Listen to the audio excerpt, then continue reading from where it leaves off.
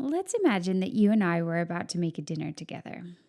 Now, I bring a love of baking to our project and a decently strong roast chicken game, but I don't want to dominate the conversation too much.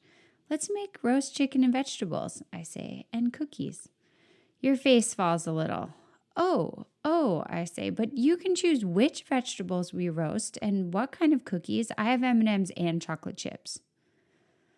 Now, perhaps you love making bibimbap, tagine, grilled cheese, paella, tacos, or barbecued pork.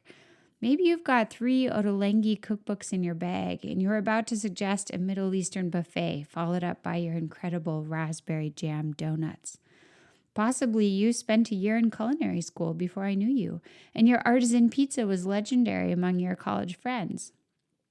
But you put all those ideas aside and dutifully don an apron, trying to look okay with the choice between sweet potatoes and carrots, chocolate chips and M&Ms.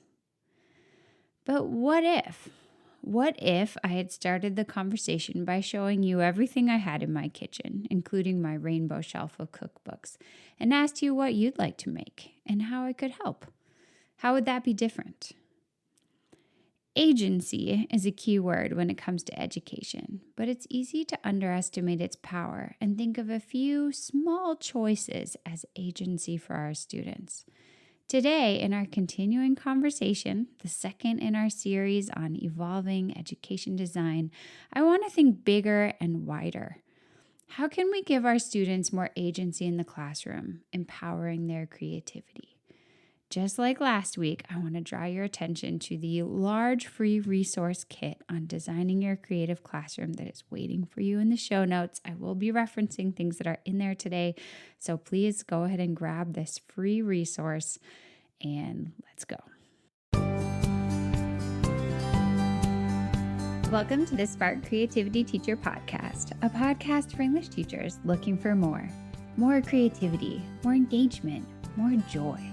And no more scripted curriculum, lesson planning ruts, or boring book lists. I'm Betsy Potash, and I'm honored you're trusting me to help. You're not alone on this creative journey anymore. So today I want to start by talking about what agency is not. And I want to say that agency is not about abandoning the teaching of skills and the sharing of resources. Not at all. We can empower students to move in directions that interest them while still teaching them skills that will help along the way. One of my favorite examples of a project that runs on student interest is Genius Hour. So when we're going to do Genius Hour, which is, if you haven't heard of it before, a kind of passion-driven project where students get to pursue one of their own passions, interests for part of class, maybe like once a week or for a week out of every term or however you want to run it. In this case, do we just turn over the floor to our students and say, okay, Genius Hour people, good luck.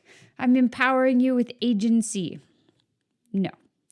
No, even though we want them to pursue something they're interested in, try to solve a problem they see in the world, try to serve an audience that they feel exists and needs help, we are going to help them. Maybe we're going to provide a structure for them to brainstorm their topics. Maybe we're going to teach mini lessons on research skills. Maybe we're going to help them understand different ways of sharing the information that they come up with the audience that they want to serve. Like, we're going to help them with how to create a podcast or what a good vlog looks like or how they can curate a social feed. Maybe we're going to help them with tools to plan and schedule their time. Maybe we're going to help them understand processes like design thinking or having a growth mindset to deal with obstacles that come up. All different kinds of things that we can help them with, even though they are the ones driving the focus and the final iteration of their project. In the end, they're going to create a project on a topic they're passionate about in a medium they choose, but they can be supported along the way by us, by a creative environment, and they can be working in collaboration with a creative community. So now that we've talked about what agency is not, let's talk about what agency can be. So we've kind of got gateposts on either side of what it's not. It's not providing students with two options that are almost identical. That's the chocolate chips versus M&Ms problem. And it's not providing students with the entire world and saying good luck and giving them no guidance. That's a totally other kind of problem. So if it's not any of that, what is it? I want to talk about agency today in terms of 3 areas. There's the classroom space, the process of learning, and the way students showcase their knowledge once they've learned something. Last week on the podcast, we already talked a lot about creating the creative classroom space as a partner. And that's something that is like an ongoing project, right? I'm sure you didn't have time in the last few days to completely turn your classroom space into exactly your dream, flexible, creative classroom space. I'm sure there are things you love about your classroom and things you might want to work on over time.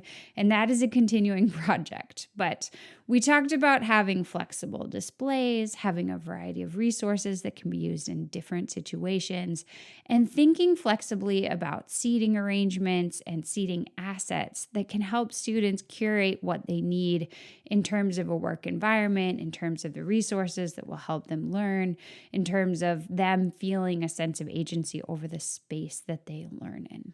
And so today we're going to move into these other 2 categories, how they can have agency over their process of learning and the way that they show that learning back to the community.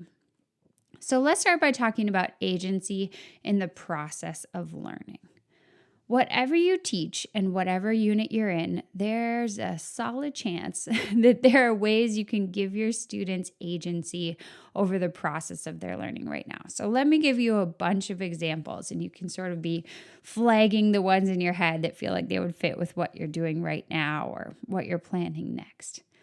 Maybe your students can choose what medium works best for them as they take in information from some kind of WebQuest, choice board, HyperDoc, game board, playlist, that kind of thing. So some students may really appreciate audio options. Some might really prefer reading text.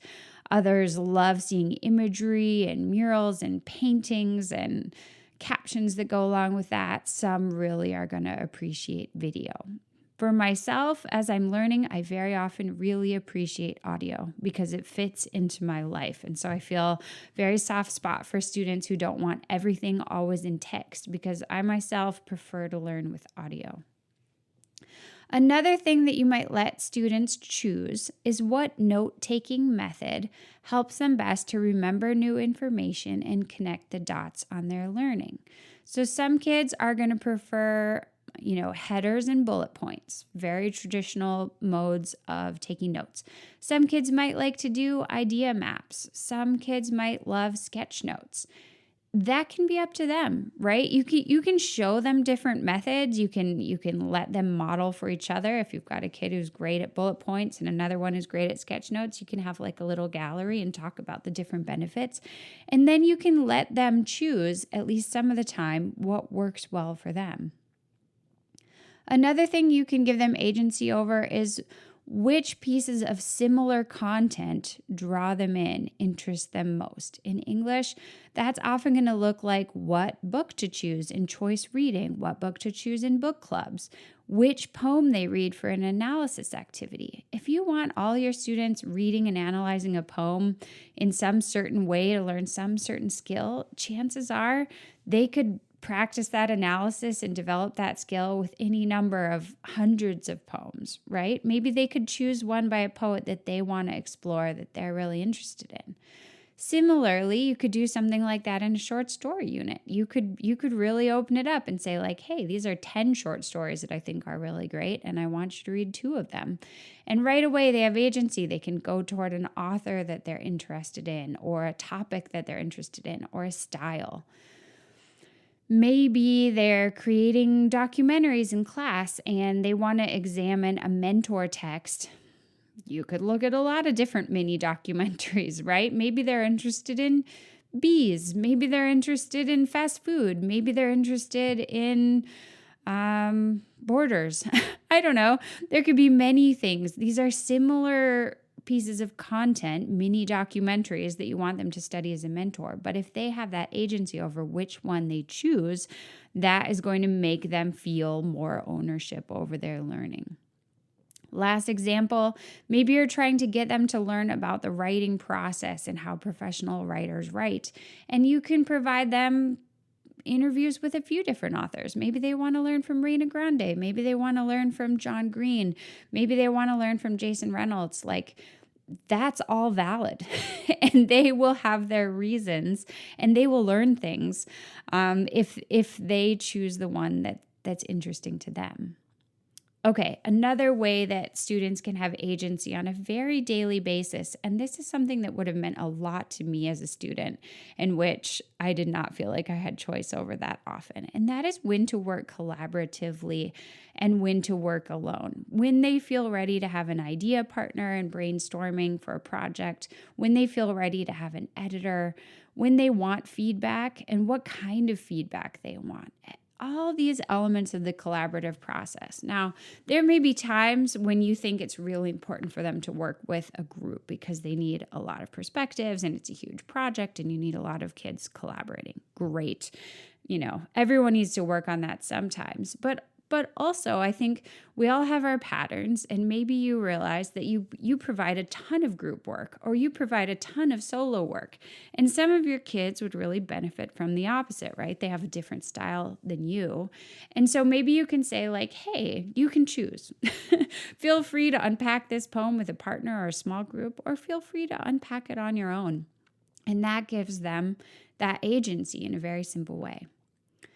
Okay, another way you can give them agency is how they manage their time. They're working on a big project. There may be times when they feel like they're really ready to invest in like the big creative meat of the project. And then there may be times when they're kind of stressed and all over the place and thinking about other things. And it's like a better time for them to just sort of lay out their steps and send some emails and edit something they already did. I'm very much like this in my own working, and maybe you are too. There are times when I can be like, I'm going to spend the next 4 hours designing this writing activity, and I can't wait. I'm super excited about it, and I will literally sit there, and my head won't move, and I will just be typing and staring at my screen for 4 hours. And then there are other times where I'm upset or I'm exhausted or whatever, and all I can really manage is to clean off my desktop and eliminate a bunch of my tabs. But those are both productive things that have to happen. And I think helping students to think about that, like have agency over what they can accomplish in the time they have, that can be really helpful. Okay, last thing, you're probably thinking, oh my gosh, this is a long list. But I was just trying to generate a lot of ideas to help you generate your own ideas and think about what might work for you in this kind of agency menu. Last but not least, let's think about what topic students can research, what problem they can solve, what idea they can explore, what experts to reach out to, what to ask when they're connected with experts.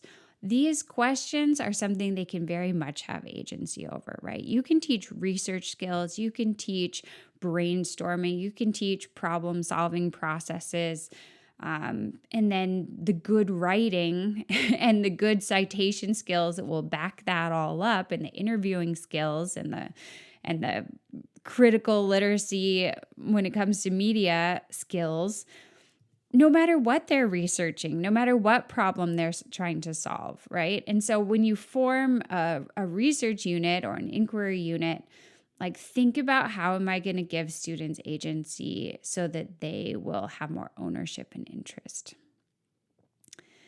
Now, no doubt, you can think of more examples of student agency for your own classroom, your own scenario. Lean into what's working, right? If you're already providing a lot of choice boards and that's working really well, and you're already letting them do sketch notes or bullet notes and that's working really well, great. Like, pat yourself on the back, like feel really good about whatever agency you're providing because it's very meaningful for our students. And then just like think, is there another way that I can explore this a little bit? In our conversation a few weeks ago, Dr. Zorana Ivčević Pringle at Yale, author of The Creativity Choice, told us that providing students with choice was a key element in motivating them to work harder in school. This is what she said. Students are willing to persist and put more effort when they perceive they have some choice. We have done research with high school students, and that is the number one finding that we had. Now, I've seen this throughout my career, and I have seen this for myself, and maybe you will feel the same way. When I am learning and then I have the chance to be like, wow, I'm so excited about this. I'm going to create a podcast about this for my teachers that I get to work with every day. Then I get really excited, or I'm going to create the coolest Instagram reel about this because this is so visual and it's going to go so well with this song I have in my head, and I can't wait to share this with everybody. I'm choosing how I'm going to share with my audience. I'm choosing my medium. I'm choosing like what additional research sources I want to bring into my project. I have a lot of agency, and that gets me so excited about projects. And I think it's just not hard at all for me to understand what the research tells us, which is that students appreciate that agency so much, and it changes the course of their education when they really have it. Okay, so believe it or not, that was just the first half of our agency. So that was agency in the process of learning, just trying to think of as many ways as possible to give students agency over the process. Now let's consider agency in showcasing knowledge. So, how are students going to reflect their learning back to you, back to their peers, back to the community? We need agency there too. So, a little creative constraint, again, this can be helpful. It's sometimes good not to have the entire world open to you because that can be a little bit overwhelming. We don't have to choose between, M&Ms versus chocolate chips, and feel free to do anything you want to show your knowledge back to us. We're looking for something in between the world is your oyster and the cookie fillings.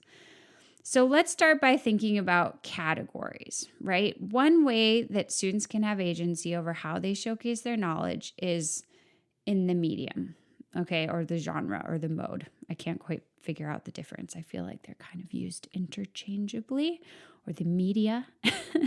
So let students reflect their learning in a way that makes sense to them at least some of the time. There may be times like, hey, you're teaching AP, I understand. They have to practice a very specific sort of essay sometimes. But maybe you're looking for a student review of a choice reading book, and you really don't need it to come in a specific format, right? You don't actually have to say, this needs to be 4 paragraphs and fill exactly 1 page and be double spaced. You could instead say, I really want to know what you thought of this book, and so does everyone else in the room because they want to know if they should read it too. So think about how you want to show us, right? What you thought. We want your review. Maybe your review is going to be an infographic comparing your book to others in the genre. Maybe it's going to be a video review with fun graphics and music because you love YouTube and you're starting your own channel and you want to work on your editing. Maybe it's going to be a book talk podcast saying why your book was so bad and why no one else should read it with like really funny negative sound effects. Maybe you read about a contest on a teen reading website and you want to submit your review as part of the contest. Maybe you want to do an Instagram style carousel where you feature your photography of the book because you're really into photography and an amazing caption that tells us 3 reasons why you loved it so much. Now, all of these mediums, genres, modes, media would be very real world in the way that students are communicating, and all of them would be ways that they could share back what they have to offer to everyone in the class. We'll talk about that more in a minute because authentic audience is pretty relevant to this conversation. But it's very likely that these options will resonate more with them and be more exciting and cause them to persist more in their effort than if they're just writing a book report that they're going to turn into you, which in their eyes is maybe just to prove that, yeah, they really did read. In which case, Spark Notes, Wikipedia suddenly feel appealing. Okay, let's consider another example for mediums. Maybe you are looking to have your students analyze a poem. Now, I went through my BA and MA in English, and I've written my share of literary analysis.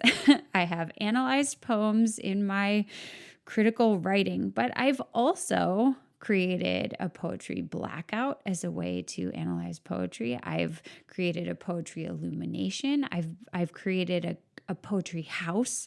I've done all kinds of other types of projects to try to show my understanding of a poem, and all of them have been really interesting and fun. And at the end, I really felt like I understood the poem better. So students might have fascinating, innovative ways to reflect their understanding of poetry back to you if they have the opportunity to experiment, right? And so it's just another example of how sometimes building in that agency for how they showcase knowledge could be really exciting for them. Okay, next, there's the matter of who's going to be looking at the work. So we hinted at this a little bit just now with this kind of book review concept where students are reviewing a book to contribute to the overall knowledge of books of the class, to build your reading environment and help to nurture your reading environment. Authentic audience can come up with a lot of projects. Now, can you build in a person in the real world who wants to see every piece of skill practice that students ever do? No, and that's an unreasonable expectation. There are going to be times when they need to practice something and they're going to need to get feedback and they're going to need to get better. But at other times, students need a wider field of vision than your perspective, right? They need to feel like they're creating something for the world and that it matters beyond the classroom. And so how might they have agency over that beyond the classroom piece? First of all, I think it's a win if you're giving them an audience outside the classroom, even if they don't have total pick of all the audiences in the world. But let's just brainstorm a few ideas together of how they might have some agency. So for example, students might work on a project and then decide that they're interested in submitting it to an online competition. So in this case, they have agency over whether do they want to just turn in their podcast to you and get a grade, and that's fine. Or are they so excited about it and they've put so much work into it that they want to turn it into the New York Times podcast contest, for example, right? That's next level. That's a little bit of agency. I've had students, when I did my This I Believe unit, they made their radio essays and then they performed them in front of a live audience in our community, and it was really cool. And then some of them went on to submit their pieces to NPR, and some of them were published on the NPR website, and they felt so great about that. And so they had a mini first authentic audience that I already thought was pretty great. They performed on stage in our kind of the nexus of our building where everybody was always walking through, and we invited guests and we had food, and it was cool. And then additionally, kids who had just worked so hard on their pieces also got to see it published by a big media outlet, and that was really neat. Another way students can have some agency over their audience is to let them help plan events. And this is something that I have done with students many times, and it sounds so simple, it almost sounds silly when I say it, but it has been very meaningful in my teaching. And that is, you put them into committees, whatever they're interested in, and the committees are the ones who plan the poetry slam, the documentary festival, the transcendental party, whatever it is you're doing. And I love it because I worked this out sometime, maybe 20 different poetry slams with students. And every time I had committees planning the slams, and every slam was so different.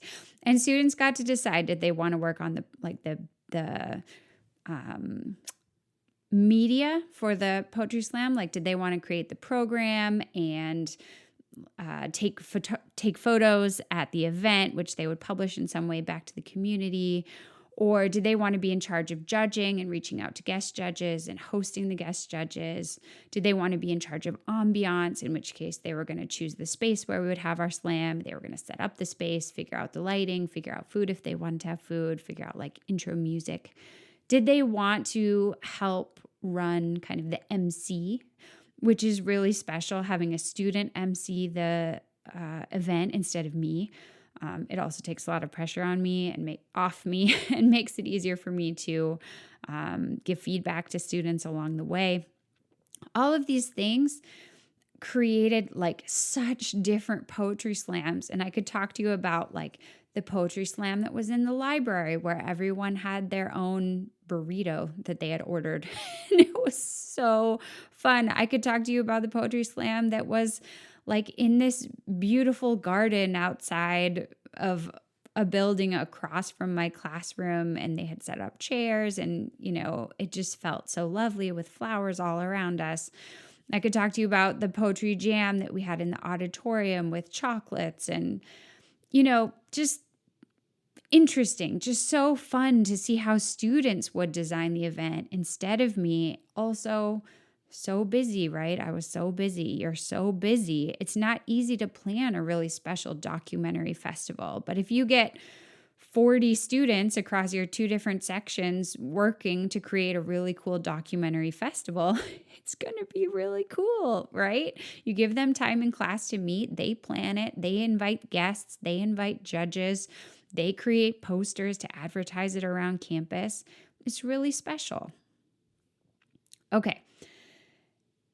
To take a step down in intensity, chances are you already build a lot of gallery walks and gallery walls into your daily work and projects. But you can build in a little agency here by giving students a chance to either participate in those or not. There may be times where you're wanting to create a wall of some piece of work that's kind of personal.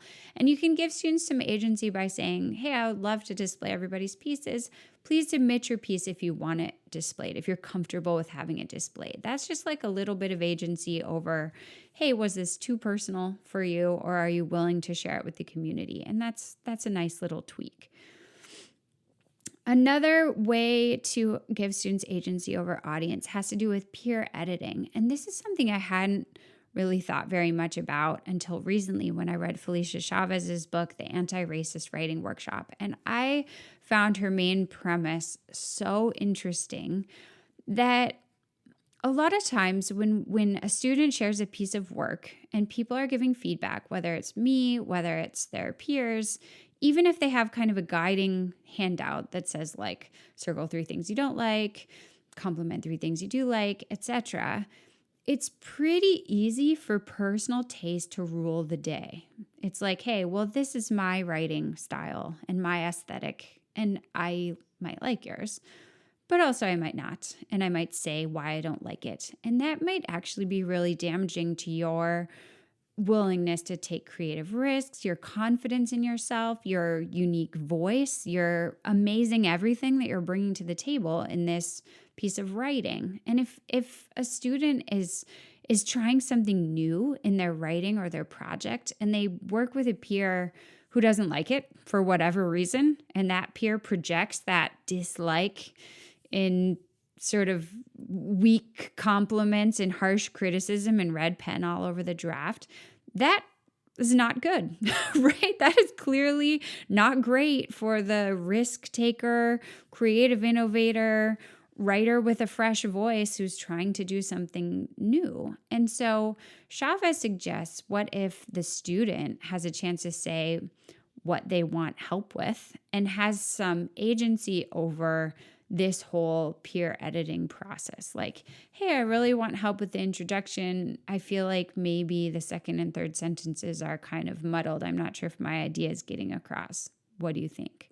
Or, hey, like transitions are really confusing for me. I'm not sure if the flow of my paper is very clear. Or, hey, I'm really happy with these 3 characters' dialogue and their voice, but this character is so confusing for me. I'm not sure.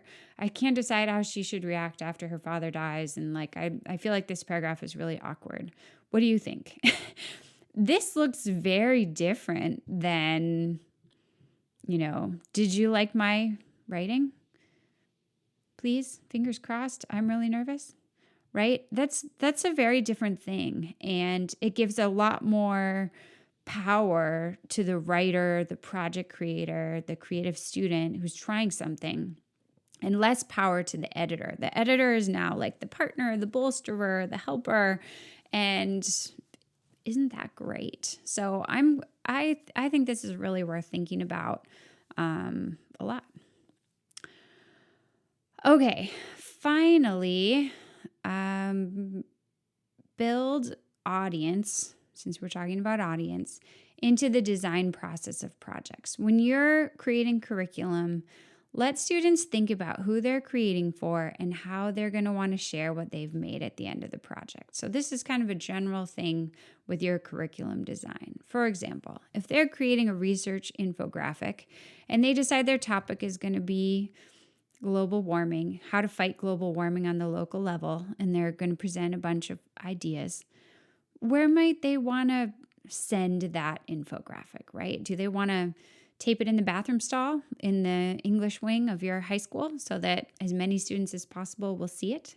Do they want to partner with 4 or 5 other kids who are also doing climate-related pieces and create some kind of display in the library with climate-related books? Do they want to tape it on their fridge because their brother keeps leaving the lights on? I don't know. Like, they can think in their process as they're choosing their topic and their mode. They can also be thinking about their audience. You can give them the ownership over where's this going to go. If they're creating a short play right now, you're doing a playwriting activity and they're creating a short play, where do they want to go with that? Do they want to perform it at lunch at the school? Do they want to perform it at an elementary school nearby? Do they think you should have like a class showcase for short plays? Maybe that's what you want to do. You're just going to do a class showcase for short plays, but maybe you give an additional option. Anyone who wants to, should we reach out to the elementary school? I bet the first graders would really love to see these plays you guys did. Who's on board, right? That's agency for them over their audience. Okay. That's it. These ideas, I know, are just the tip of the iceberg in giving students agency. It's so fun to brainstorm. It's so fun to think about this, knowing how impactful it will be for your students. Once you make providing agency a priority in your curriculum design, I think you'll see it's actually quite easy to build significant, meaningful student choice into your curriculum. It's just a matter of really thinking about it. And one of the items that's in your toolkit, your classroom design toolkit, is a student agency menu, and it kind of covers all of this in quick format. So be sure to look that up. It's a very rainbowy page in your toolkit. Maybe you want to print it out and tape it up by your desk because it's just super quick. You can look over that and be like, oh, what are 7 ways I can give agency over the process of learning? Oh, note taking, I could do that today. Oh, time blocking, I could do that with this project that we're starting tomorrow. And boom, just by looking at the poster, you get an idea, it sparks for you, and you can start to integrate it. Okay, my friend. Today, we focused all on student agency. Last week, it was the classroom space. I know your wheels are spinning with all of this. Next week on the pod, we're coming back to talk about the classroom sensory dashboard, which is an important part of designing your creative classroom because it impacts the way you and your students feel in your shared workspace. Don't forget to grab your copy of the Evolving Ed Design Toolkit for help with everything we've talked about: reminders, links, videos, resources, shopping lists, all kinds of ideas. And I would love to hear what you're thinking, read your stories, see your photos under the hashtag Evolving Ed Design that we've got going on social media. So please share. Let's all look at what we're doing to make our classrooms more creative places. I just love to see what's going on, and I know how inspiring it is when you can see what somebody else is doing and you're like, oh man, I love that and I want to do it. Until next time, take care of yourself and stay creative.